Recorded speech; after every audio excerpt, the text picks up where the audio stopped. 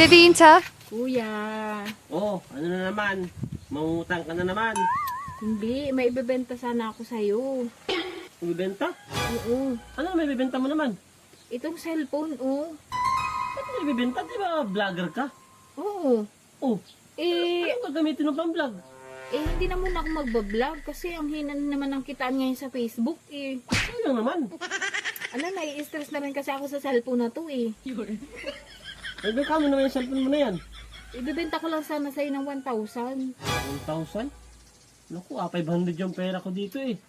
Sige, okay na yun. Parang mabawasan na rin yung stress ko. Saglit lang ah. Ito oh, 500. Ito, kuya. Salamat, kuya. Uy, te! Saglit pa.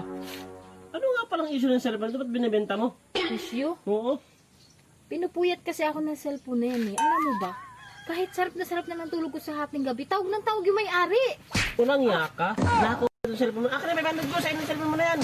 Nako pala yung bibenta mo sa akin. Bilhin mo na, kuya. Hindi. Pati ako, dadali mo sa kalukuhan mo. Anak ka ng